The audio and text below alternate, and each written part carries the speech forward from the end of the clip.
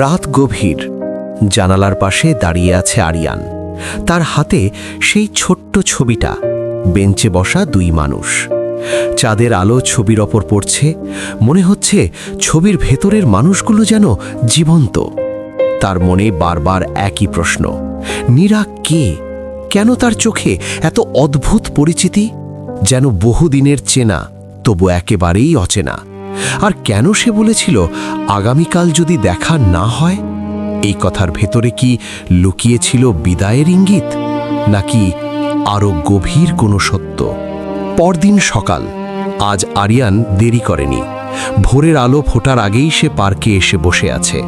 আজ বাতাসে অন্যরকম ঠান্ডা, নীরবতা একটু বেশি ভারী। মনে হচ্ছে কিছু একটা ঘটতে চলেছে। সে বারবার চারদিকে তাকাচ্ছে। প্রতিটি পায়ের শব্দে মনে হচ্ছে নীরা আসছে, কিন্তু কেউ না। সময় ধীরে ধীরে এগোচ্ছে। সূর্যের আলো গাছের পাতায় পড়ছে, পাখিরা ডাকছে, মানুষজন হাঁটছে। সব কিছু স্বাভাবিক, শুধু তার অপেক্ষাটা অস্বাভাবিক। অপেক্ষা করতে করতে আরিয়ান সেই বেঞ্চে হাত রাখল।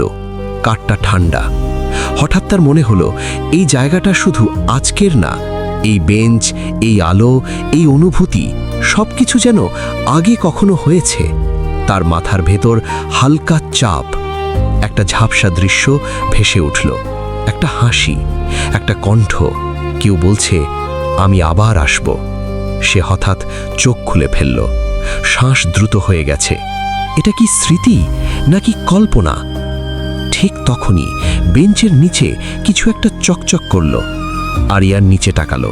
একটা ছোট্ট রূপালী ব্রেসলেট, খুব সাধারণ কিন্তু সুন্দর। সে তুলে নিল। মনে হলো এটা নীরার, কিন্তু সে তো কখনো এটা পরেনি সামনে। তাহলে এটা এখানে এলো কিভাবে? সে ব্রেসলেটটা হাতে ধরতেই একটা অদ্ভুত শিহরণ ছড়িয়ে গেল শরীরে, যেন কোনো স্মৃতি ছুঁয়ে গেল তাকে। তুমি পেয়ে গেছ। পেছন থেকে খুব পরিচিত কণ্ঠ। আরিয়ান ধীরে ঘুরল। নীরা।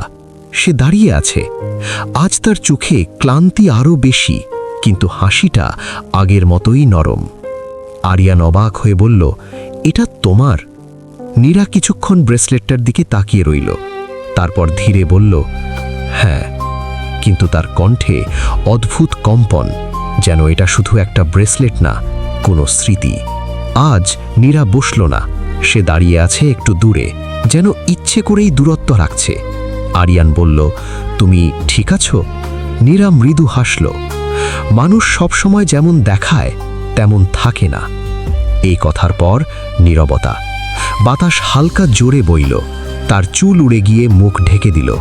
আজ তার চোখে এক অদ্ভুত ভয়। নীরা হঠাৎ জিজ্ঞেস করল, তুমি কি বিশ্বাস করো কিছু মানুষ শুধু স্মৃতির জন্য আসে? আরিয়ান কিছুক্ষণ চুপ।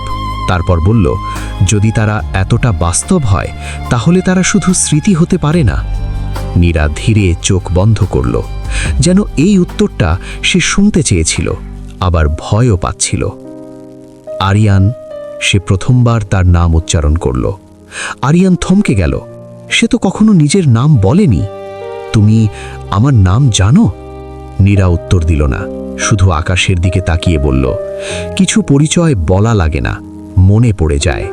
আরিয়ানের বুকের ভেতর কাঁপন উঠল।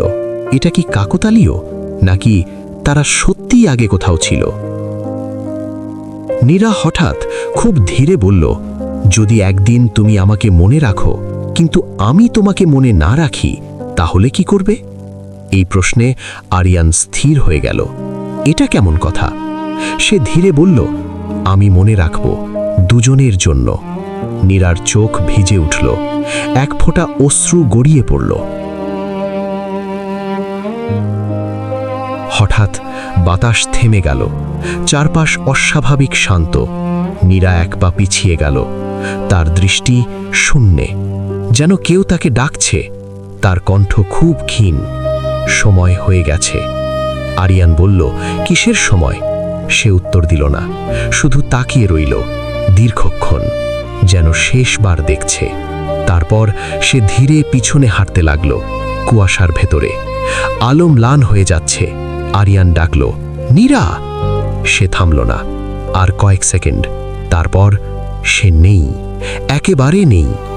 চারপাশ আবার স্বাভাবিক, মানুষ হাঁটছে, পাখি ডাকছে, কিন্তু আরিয়ান স্থির। তার হাতে ব্রেসলেট, তার হৃদয়ে ভয়। এটা কি সত্যি ঘটল নাকি? সে ধীরে বসে পড়ল বেঞ্চে।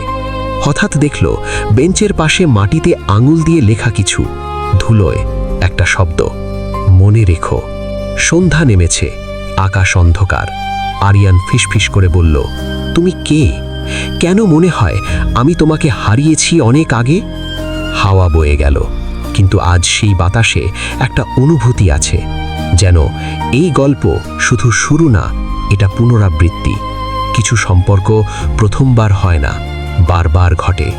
নীরা কি ফিরে আসবে, নাকি সে সত্যিই শুধু স্মৃতি?